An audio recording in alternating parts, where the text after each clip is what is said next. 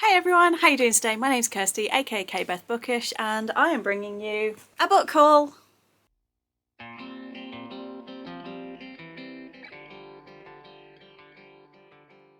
As you may or may not be aware, I am in not even 48 hours, I will be on a plane to Australia where I'll be staying for 3 months with my amazing partner Ren.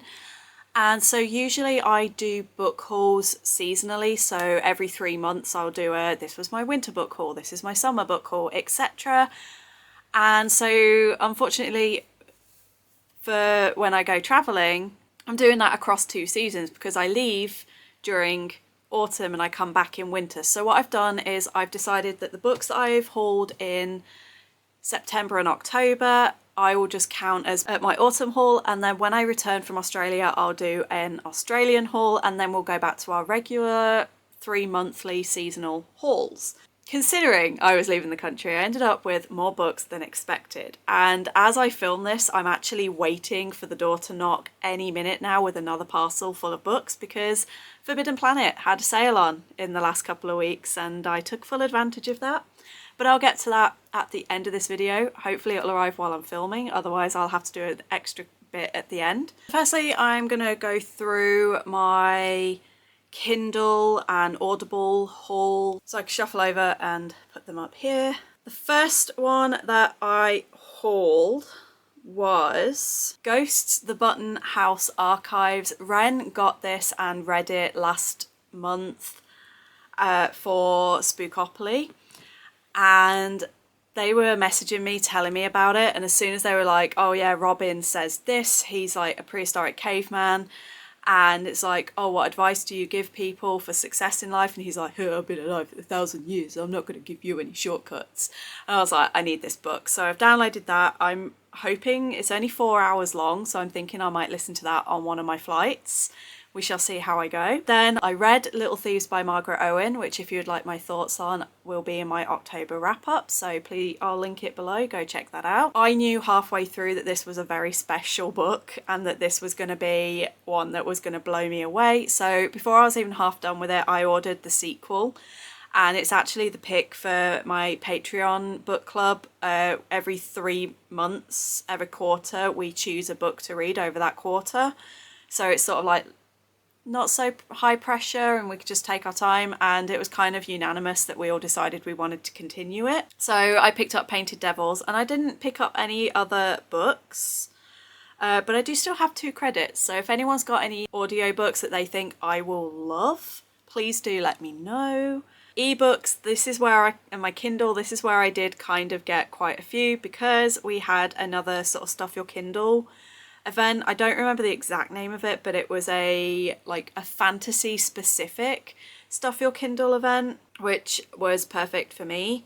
And I originally had something like, what I like to do with these things, I go through, I pick out the ones that I'm interested in, and then I read the blurbs on Amazon and see if they are ones I actually want. And I started off with something like 80 books, and by the end I think I ended up with about 20 that I picked up. So from that one I picked up, oh no, first of all there was a regular Stuff Your Kindle from Romance Books Bookworms in September, and I only found out about it I think the day it finished, so I didn't really I sped through it. I didn't really put much effort into finding it, but I did pick up Scratched Off, which is kind of like a detective thriller thing, which I am learning I quite like sort of detective stories. I don't really like crime, but I don't mind when it's sort of like paranormal detectives. I quite like that element. Then for the fantasy one, I got The Sharp Edge of Fate, which was fantastic because in the BBNYA Awards, I judged this one in the first 2 rounds, and it was in my top 3 that I thought was going to go into the final, and it didn't. So I was going to order it anyway, and then I found out that it was on this and I was very excited. But this is sort of like an assassin fantasy. Then we've got Caraway of the Sea by Madeline Burgett, which is a heart-wrenching, grim, cozy pirate's tale with a slow burn island romance. We also have The Queen's Blade by Evelyn Ward, which is just sort of like your regular old fantasy. One that I saw that I picked up because this is also an author that's going to be at a romantic affair in January. so is one of the authors I'm now going to be reading for my Australian reading vlog is Her Dark Reflection by Hayley Jade, and I think it's a retelling of Snow White. Yeah, it's a dark reimagining of Snow White and the Seven Dwarfs, and it says it's perfect for fans of Raven Kennedy, who I adore, so I grabbed this one. Then we have City of Souls Soul Core Ascension Book 1 by Mel Harding Shaw. Not gonna lie, this one was, as you'll see here, this one was very much the cover grabbed my attention more than anything, but then it follows a bounty hunter and I'm like, and then it's got a winged necromancer called Bastion, and I have a bit of a thing for men named Bastion. We like this, but it's got like dark magic, it's got fake relationships, and I'm just like, I'm here for it, okay? Then we picked up Vigilante, the Vigilante series, book 1 by Lawrence Hall. It's only very short, it's only 139 pages, but this is another one of those sort of fantasy detective stories. And it looks like she's a detective and ends up sort of teaming up with a like crime boss, but then kind of falling for him, but in this sort of world. Sounds really good. I'm looking forward to that one. Next one was Silent is the Sword, book 1 in the Song of Ink series by Evelyn Grimald Stone. It's basically, she is the one that saves the day. She's the heroine and she saves him. And it's like her best friend that she's in love with gets kidnapped, and now it's her chance to get him back, which I thought that looked really cool. Baked and Brewed Soulmates book 1 by Anne Willoughby. Again, I love the cover. It's so cute, so cozy. It's giving me that wholesome fantasy vibe. And it says, in Baked and Brewed, you'll find dual first-person point of views of quirky professor and a magical cafe owner. Magic, best friends, a pixie with an attitude, and a bit of spice. So we'll see how that one goes. One that seems a bit more on the sort of heavier sort of war, battle, fantasy side, which, you know, I love my cozy, but I really love the high epic fantasy stuff too. But this is Death's Night, which is War of the Lich, book 1 by Jenna Ray and Matthew T. Summers. It's like, the necromantic magic of the Great Lich has held sway over the world for 100 years. Can a young knight of the god of death and the last priestess of the goddess of life destroy him before their homeland fails? So I feel like it might be a bit of a forbidden romance as well, or sort of like opposites attract. The next one was Down from the Tower, Deadly Endings book 1. And this is a King Midas retelling again, and it's got Rapunzel mixed in with there. I think this is like a multi-universal sort of multi-retelling, because we've got King Midas, Rapunzel, it talks about Camelot, the Mad Queen. So it's kind of giving me Once Upon a Time vibes, where it's got all of these different fairy tales coming together to form their own universe. And if you know me, you know that I absolutely love Once Upon a Time, so of course I was like, I need this book. Then we had The Debt Collector, Rise of the Tarnished book 1 by Rachel Hubert. Again, stunning cover, hooked me in instantly. And this one's a sort of like a loan shark type deal. Everyone is struggling. The only way to not struggle is to take out a loan that you then have to spend your entire life repaying. And our main character takes out one of these loans, but then she starts to discover that the world that she lives in and the city that she lives in has too big a debt that it can ever repay. And then she starts to uncover secrets and mysteries abound. And I imagine that's going to cause a little bit of chaos. The next one was The Blight of Blackridge, Book of Pain 1 by R.P. Dunwater. And this one is a grimdark fantasy novel, which I've not read a lot of. I don't think I've knowingly read any grimdark. But it is something I'm intrigued to try, because it's kind of like that really dark and grungy kind of fantasy that I've been wanting to get into and to give a proper go. So it just says it features warring gods, powerful priestesses, sweet sapphic romance, and heart-wrenching stakes. You got me at sapphic, to be honest. The next one was Shade of Light, Three Shades Trilogy Book 1 by Kimberly Grimes, which I believe was another sapphic book. Young adult dark fantasy stories, which has themes of self-discovery, acceptance, and the power of choice as Adele navigates a dangerous medieval world to find her place in it. So I feel like this one could be a little bit more on the sort of generic YA fantasy side, but it did intrigue me, and again, it was one of those, the cover kind of sold it for me, not gonna lie. Some Kind of Hell by Evelyn Hyde was another one that I picked up, which is The Wolf and the Viper Saga, book 1. In a war-torn world where secrets reign, what doesn't kill you will always try again. And that immediately hooked me. I was just like, okay, I need this. This sounds so good. And it's like where The Wolf and the Woodsman meets Attack on Titan. It's part Norse and Roman inspired, part second chance romance, part epic battles, and all binge worthy. Say no more. I'm already sold. Then there was the Oracle's Dream, again, hugely cover pick for this one. By Charlie S. Ashby. This one is an oracle forced to do the dirty work of one of the seven fates and serve their disciple. And then that you've got an oracle hunter on a revenge mission, and they end up, you know, she's hunting him. But it's obviously romance. Because why wouldn't you end up falling in love with the person that murdered your father? Everyone does it, right? Next up we had The Forgotten Memories, Freya's Legacy Book 1 by Celia Agaton. And it's like, being a demon isn't easy, especially when you've grown up learning the importance of love and friendship. And so, yeah, it's basically a demon who's ended up in the human world, has got human emotions, and then discovers, oh, you're actually a demon, you shouldn't be feeling these things, and now has to sort of try and protect the girl that he may or may not be in love with.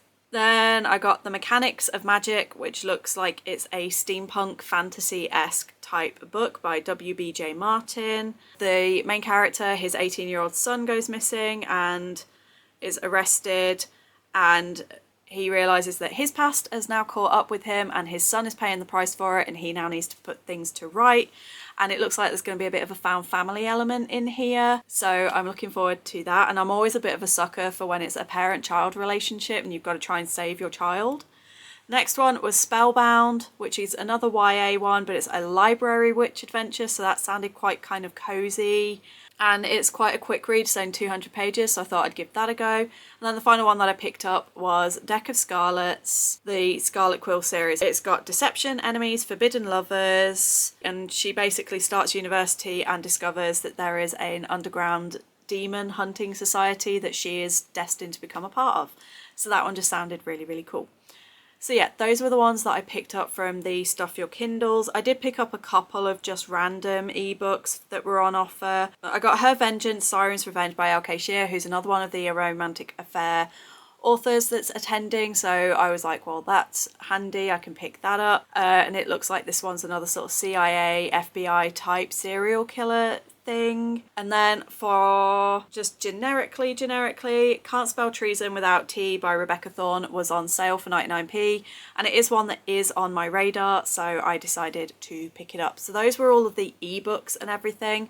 And then I do have a stack of physicals. Most of these are, like I said, pre-orders, but I do have a couple. I think I might have mentioned this one in my summer haul, but I don't think I showed it. I did pick up Now She Is Witch by Kirsty Logan. I think this is still one of my favourite covers ever. I think it's so pretty and I love all the different elements. I did start reading this in July on the way to my dad's and I was enjoying it. I just haven't had any inclination to pick it back up since I got home, and now I'm not going to get to it until next year. I then made a sale on Vinted of a bunch of manga, and the person who I sold it to was like, hey, I also have a stack of manga I'm getting rid of, do you want any? And all I did is just made one of the manga that I sent, I gave it to her for free, and that covered the postage for these. So I picked up Red River, which is a bit of a classic now. It's a bit of an older one. It's from like the 80s or 90s. And it's an isekai novel, so it's a portal fantasy where Yuri passes her college entrance exam and she has her first kiss with her childhood friend turned boyfriend, but then she ends up being transported into an ancient village in the Middle East where she is taken to the Queen's Palace to be a human sacrifice. Adventure and good-looking boys fill this first volume, so I think it's going to be a bit dated, but it could be a fun adventure type thing. And then a queer novel manga that I hadn't heard of called Maiden Railways, and it follows multiple women in their story that take the same train as each other, and it just follows all their different stories in their lives. And there is at least one queer romance, one sapphic romance in this, and a sapphic romance is extraordinarily hard to find in manga. I was like, okay, I'll take that one. So yeah, I am quite excited to have a look at this one and see where this is going to go. I had one book where, you know, when I go into town and I have to do the big grown-up adulting things, I buy a book. I didn't intend on buying one because I went into town on Thursday. I had to have a blood test done. Afterwards, I took a bunch of stuff down to our cash converters to like the local pawn shop. And I was just like, do you know what? I don't care if you want it, take it. Just see if I can raise a bit more money for Australia.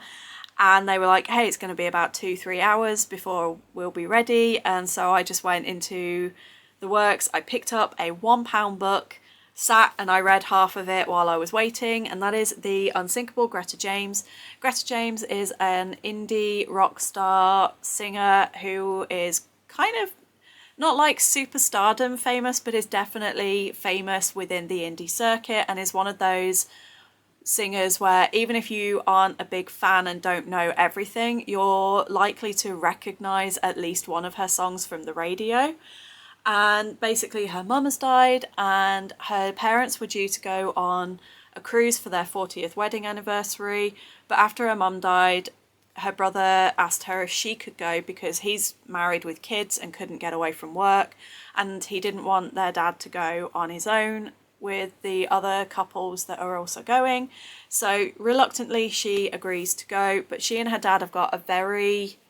It's a thing that I've seen in a couple of books recently that really annoys me, where parents encourage their kids to take up creative things as hobbies, but as soon as they want to turn them into their professional life, there's an issue. Like, oh no, how dare you want to become a rock star after we gave you a guitar and bought you lessons? If you don't want your child to end up going down that route, you shouldn't be supporting them, full stop. And that might be a hot take, but I just feel like I'm so sick of seeing stories where parents are like, oh yeah, like in The Dark Becomes Her by Judy Lynn that I read recently, the parents were like, you can take piano lessons, but you're only allowed to do it as a hobby and it's only something to do to get on your CV and your college applications. But when she expresses that she wants to go to music school and would like to do it as a profession, they're like, oh no, you can't do that. It's like, then don't support her doing it at all. Don't pay for her to have the lessons. It annoys me. But she has a similar thing with her dad in this, where she's a rock star. He doesn't like the fact that she is a rock star. There's a lot of contention. The first night on the cruise, they butt heads. And you can tell there's going to be a lot of sort of self-reflection and stuff going on between them. But there's also a guy on the boat who he comes on carrying a typewriter. They've had a couple of awkward sort of smiles and they've had a bit of a conversation. You can tell there's going to be a romance there where she's going to realise that maybe what she thought she didn't want, she does and stuff. But it was a really easy read. I was having a good time with it. Now that I've read what I needed to get read before I leave the country, I'm going to try and get this one done. But as it is such a light book, I don't mind if this ends up on the plane with me. But I am enjoying this one. And then, yeah, all the rest of these are now pre-orders. The first of them to arrive was My Hero Academia Volume 38. Am I anywhere near Volume 38 in my reading? No. Did I still pre-order this anyway so I could get the double stamps from Waterstones? Yes. The next book that I got was a special edition of an old favourite of mine, and this is Alice by Christina Henry. Waterstones did a special hardcover. I absolutely love this cover. I love the detail. I love the colours. I haven't yet read this copy, but we all know this is one of my favourite books of all time, so I couldn't not get the special edition when it was announced. The next pre-order is a final book in a series, which means that when I return in January, my February reading plans are to read both of these back to back so I can finish the series, and that is Goldfinch by Raven Kennedy. It is another chonker. I would have liked to try to get it done this year because I am massively behind on my goal of reading big chunky books. But this is the sixth and final book in the series. Again, it's got really lovely details on here. I like the little feather for the eye, and I like the gold. There's the signed edition as well as being the special sprayed edges, and it just completes the series for me, and I now really want to get the rest of the hardbacks if I can. I only own the last 2 books in physical copy, so I'd now like to get the rest. Then I had 2 that arrived in the same week in October. And these were the very final pre-orders that I have for this year. The only other things that I will have arrive while I'm away is during the Black Friday sale. They usually do a triple points, and traditionally that's when I put my pre-orders in for the next year. So there are a few books that I will be doing a pre-order for, and I'll be doing a video during Bookmas of the books I'm pre-ordering. But there are also a couple of books that I want from this year, and as I have £40 saved up on my Waterstones card, I might just cash those in and treat myself for Christmas. So when I come home, I'll have more books. They'll be free by then, right? But the first of those ones was The Dark Becomes Her by Judy Eileen. I actually finished reading this morning, and I've given it 4 stars, and it's great. So if you want my full thoughts, go check out my October wrap-up. But again, I kind of ordered this for the cover. When I first saw it, I was like, I really want this cover. And every single element on this cover appears in the book in some way, shape or form, which I love, because quite often, not always, but quite often it's not that unusual where something will be on the cover but then the contents of the book don't always match the cover, whereas or like certain elements will just be there as more just an aesthetic thing rather than be part of the book. But every single thing here are all teasers and things of what's going to be in the book, and it's so good. And then the final one, I haven't yet read it. I do have an ARC. I'm going to try and read it this year, but earlier in the year I read Fake Dates and Mooncakes by this author Shirley, and I absolutely loved it. I gave it 5 stars. It was one of my favourite YA contemporaries, and it's the first time in a long time that I've enjoyed a YA contemporary romance. So as soon as I saw that she had another queer, this time fantasy romance, I was like, and this is Legend of the White Snake, which is her own queer take on the original Chinese story. I'm not familiar with this story at all, so I'm quite excited, but it was queer. It's a gorgeous cover again this year. Publishing has just been knocking it out of the park for covers. You've got a stable boy and a prince. There's a curse, I believe. It's also got a, it's been blurbed by Vanessa Len, who I read Only a Monster a few years ago and absolutely loved it. And I'm actually seeing her when I'm in Australia, so I'm looking forward to that. So yeah, those were the books that I got on pre-order, and then I'm still, as of filming, waiting. It's the afternoon now. I had to take a bit of a break because my camera died. But I am still waiting for my books from Forbidden Planet, but they have told me that they are going to be delivered today. So as soon as they arrive, I will come back, I will film that unboxing, and I'll be back. Well, for you guys it'll be in seconds, for me it'll be when it eventually arrives. It is a cup of coffee and a dinner time later, but I finally have my books. They arrived at like 5:30, annoyingly, because, you know, I've been waiting all day for them. But this is part of my Forbidden Planet stack. Unfortunately, the other 3 books that I'll talk about, they haven't even dispatched yet, so they absolutely will not arrive before I leave.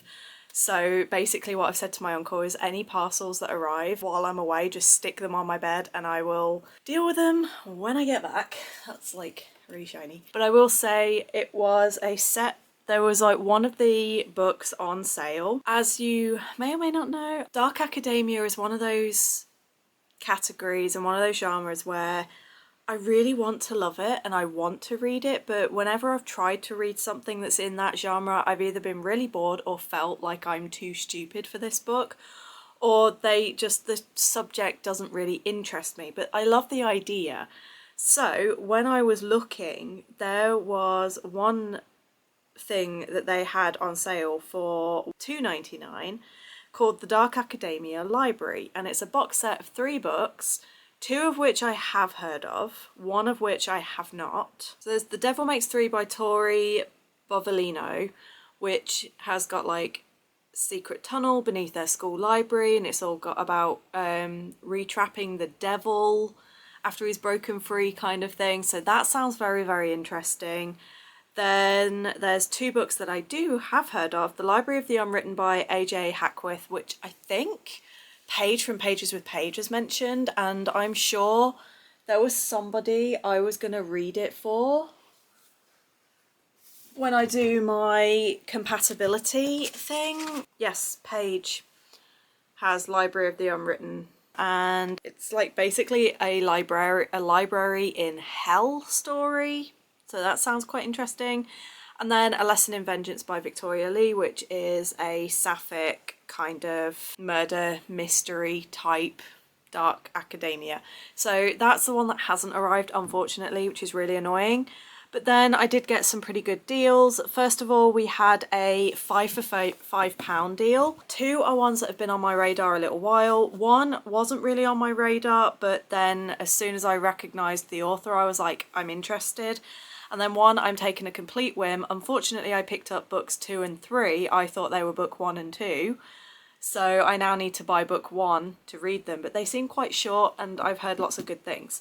So the ones that I am taking a chance on are called Killing is My Business and I Only Killed Him Once by Adam Christopher. These are a mash of genres. So we've got like a noir detective novel and a 1960s, but also steampunk robot and sci-fi. So like it says here, robot noir in 1960s Los Angeles. So it sounds like it could be really good, and where I'm trying to read a little bit more of that kind of detective and trying a little bit more with sci-fi, and I do quite like stories with robots and androids, as Murderbot has shown. I do want to give it a go.